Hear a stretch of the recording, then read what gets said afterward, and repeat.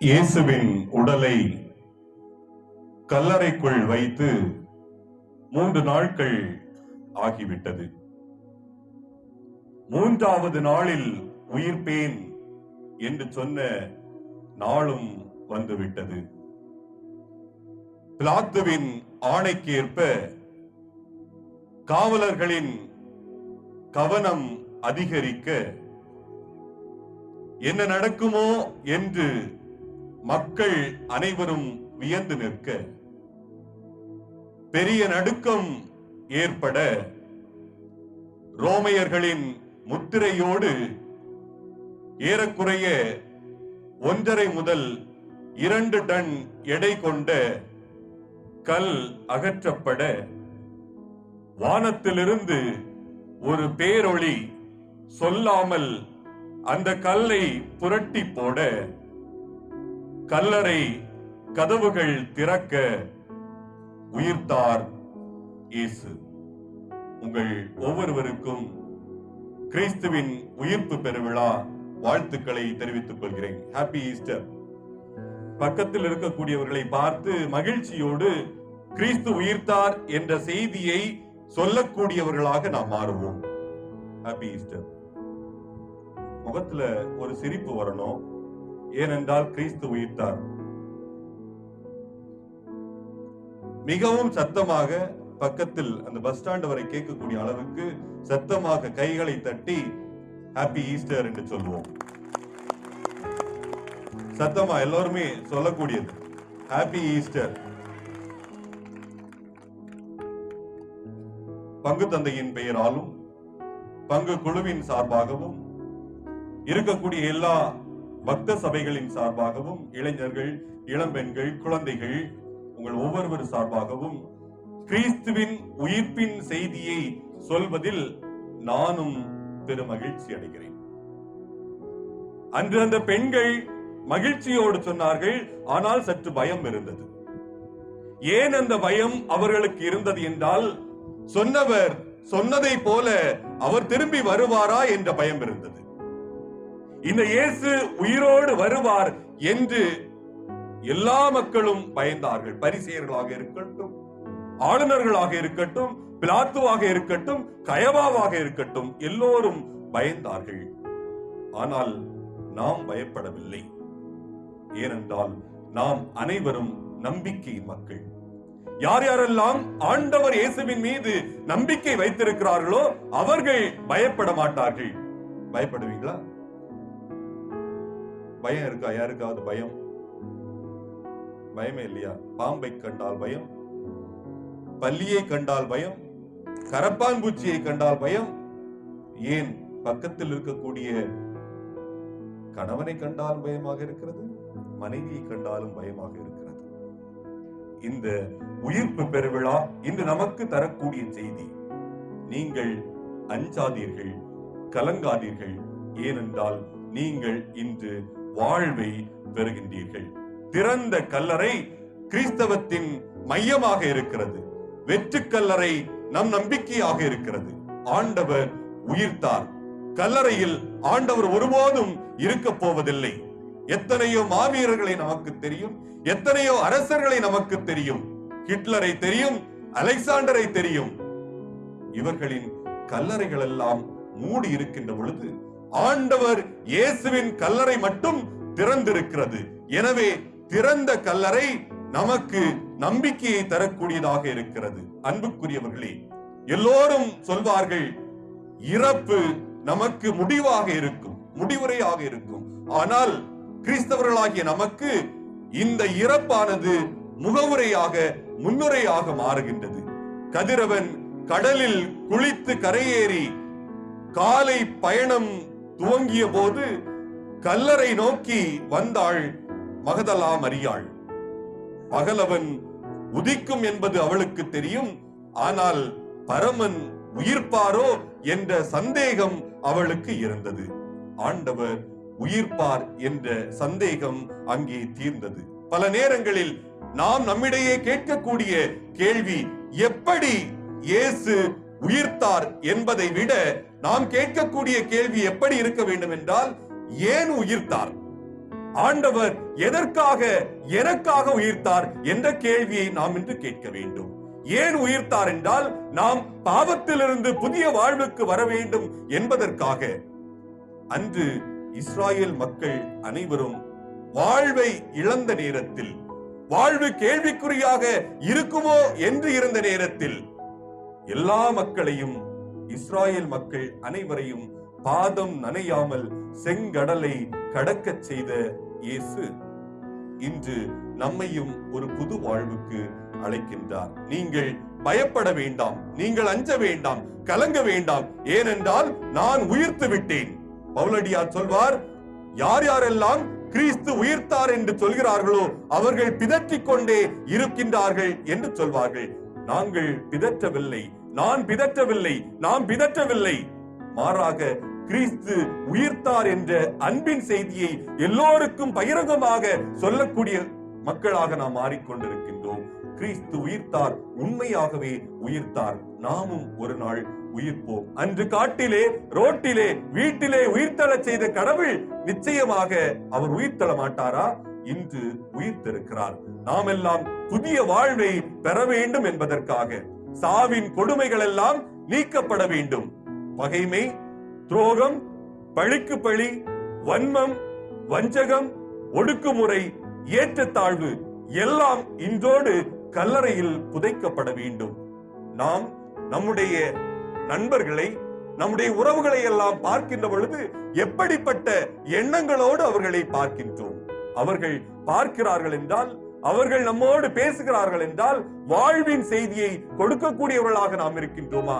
பல நேரங்களில் வாழ்வின் செய்தி அல்ல, அழிவின் செய்தியை கொடுக்கக்கூடியவர்களாக மாறுகின்ற பொழுது கிறிஸ்துவின் உயிர்ப்பு இன்று நமக்கு தரக்கூடிய பாடம், நீங்கள் அனைவரும் வாழ்வை பெற வேண்டும். நீங்கள் அனைவரும் வாழ்வை பெற்று அந்த வாழ்வை பிறருக்கும் கொடுக்க வேண்டும் என்று ஆண்டவர் இயேசு கிறிஸ்து அழைக்கின்றார். கிறிஸ்து உயிர்த்தார் என்பதற்கு சாட்சிகள் இருக்கின்றதா என்றால் நிச்சயமாக இருக்கிறது.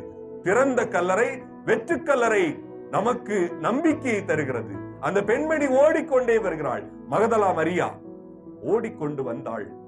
அவள் அங்கே பார்த்தது என் இயேசுவை காணவில்லை, வாழ்வை கொடுத்தவரை காணவில்லை, அவரை என்னால் பார்க்க முடியவில்லை என்று சொல்கிறாள்.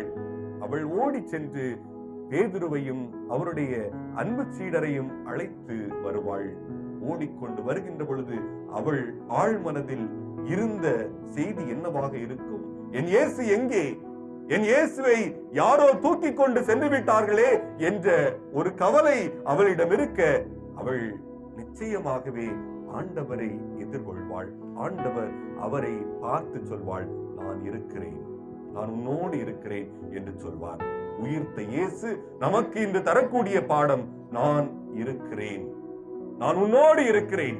இந்த செய்தியை சீடர்களுக்கும் நீ சென்று சொல்ல வேண்டும் என்று மகதலா மரியாவுக்கு ஆண்டவர் என்று சொல்கிறார். அப்படி என்றால் உயிர்ப்பின் செய்தியை பிறருக்கு அறிவிக்கக்கூடிய மக்களாக நாம் அழைக்கப்பட்டிருக்கின்றோம். அந்த செய்தியை நாம் கொடுக்கின்றோமா என்று சிந்தித்து பார்க்க வேண்டும். அன்புக்குரியவர்களே, இயேசு உண்மையாகவே உயிர்த்து விட்டார்.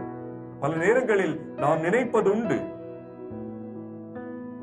நிறைய பேரு பிறந்த உடனே கொஞ்சம் பெரிய ஆட்கள் அவங்க அப்படிதானே, இளைஞர்கள், முதுமை வரும், வருமா இல்லையா? அதுக்கப்புறம் முதுமை வரும், கிழவன், கிழவி, சாவு. சாவு வருமா இல்லையா? அதோட வாழ்வு முடிந்ததா? சாவு வந்ததோடு வாழ்வு முடிந்ததா? நீங்கள் விண்ணகத்தில் பிறப்பீர்கள், பிறப்போம். ஆண்டவர் உயிர்த்தார் என்றால் நாமும் உயிர்ப்போம். எப்படி உயிர்ப்போம்? வாழும் போதே உயிர்க்க வேண்டும். இறந்த பின்பு உயிர்ப்பது அல்ல, வாழ்கின்ற பொழுதே உயிர்க்கக்கூடிய மக்களை ஆண்டவர் என்று ஆசீர்வதிக்கின்றார். எப்படி உயிர்ப்பது? வாழ்கின்ற பொழுதே. பிறர் உனக்கு தீங்கு செய்தாலும், பிறர் உன்னை வெறுத்து ஒதுக்கினாலும், பிறர் உனக்கு பழி சொற்கள் சொன்னாலும் நீ என்ன சொல்ல வேண்டும் என்றால் அவனுக்கு நல்ல வார்த்தைகளையே சொல்ல வேண்டும். If you are bad, if you are bad,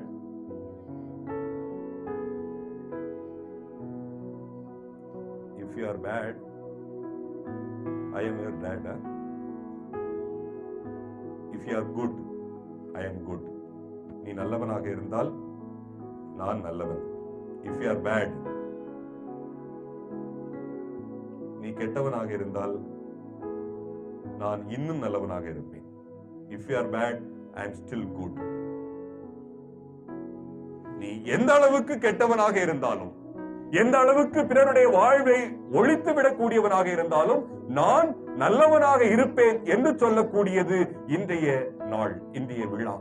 வாழ்வின் அர்த்தம் எப்பொழுது நமக்கு தெரிகிறது என்றால், நாம் பிறருக்கு நல்லதை செய்கிற பொழுது, பிறர் வாழ்வு மேம்படுவதற்காக நாம் உழைக்கின்ற பொழுது நாம் உயிர்ப்பின் மக்களாக வாழ்கின்றோம். இந்த உயிர்ப்பின் செய்தி நமக்கு தரக்கூடிய பாடம், நாம் அனைவரும் மகிழ்ச்சியின் மக்களாக இருக்க வேண்டும்.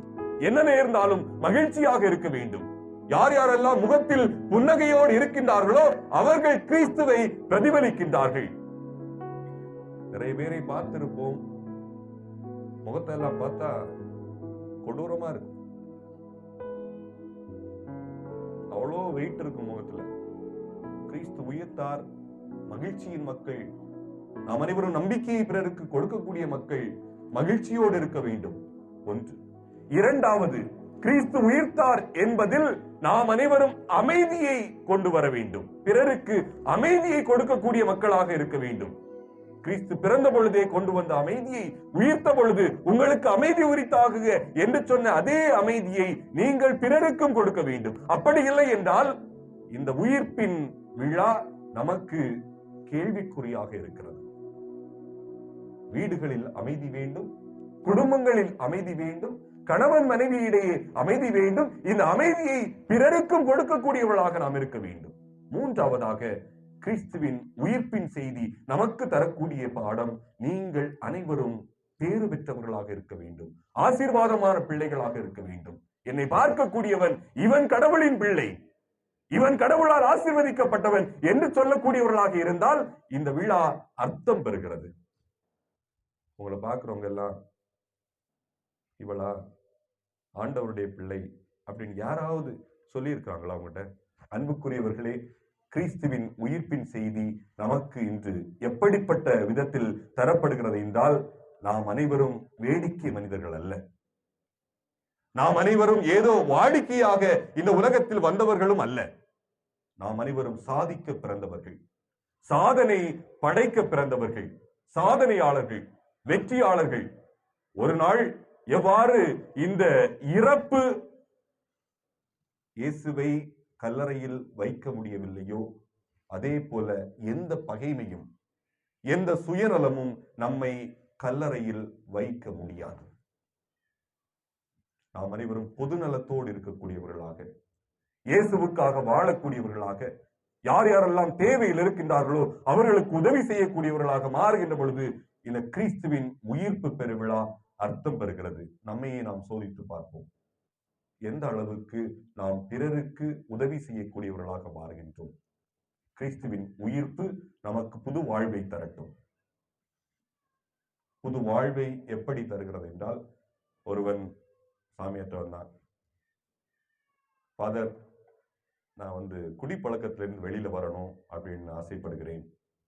சாமியார் கூப்பிட்டு வந்துட்டு அந்த தீர்த்த தொட்டியில 3 முறை அவன் தலையை மூழ்க செய்து, சாமுவேல் சாமுவேல் சாமுவேல், நான் உன்னை கழுவுகிறேன், தந்தை மகன் தூய ஆவியாரின் பெயரால் நான் உன்னை கழுவுகிறேன் என்று அவனை எழுப்பி தலையை துடைத்து சொன்னாராம், இனிமேல் நீ புதிய மனிதன், இனிமேல் நீ புதிய மனிதன், நீ சரியாகவே இருப்பாய், ஆண்டவரின் பிள்ளை என்று அனுப்பிவிட்டானாம்.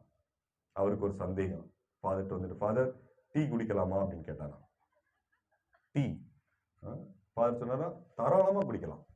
வீட்டுக்கு போனான், வீட்டில் இருந்த பாட்டில் எடுத்தான். என்ன பாட்டில்? உங்களுக்கு தெரியும் இல்லையா?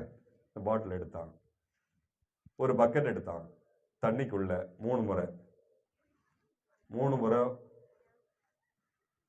மூழ்க வச்சுட்டு எடுத்து வெளியில சொன்னான், இனிமேல் உன் விஷங்கள் எல்லாம் போக கடவதாக, இனிமேல் நீ டீ என்று அழைக்கப்படுவாய், என்று தன்னுடைய பழைய வாழ்வை தொடங்கினான்.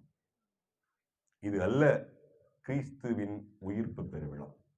நாம் புதிய வாழ்வுக்கு வர வேண்டும், புதிய வாழ்வை கொண்டாட வேண்டும், புதிய மக்களாக, புது உலகம் படைக்கக்கூடியவர்களாக, எல்லோருக்கும் அமைதியை கொடுக்கக்கூடியவர்களாக, என்னை பார்க்கக்கூடியவர்கள் மகிழ்ச்சியின் மக்கள், மகிழ்ச்சியை நான் பிறருக்கு கொடுக்கக்கூடியவனாக, அதே நேரத்தில் நான் ஆசீர்வாதமான பிள்ளையாகவும் இருக்க வேண்டும், பேறு பெற்ற பிள்ளையாகவும் இருக்க வேண்டும்.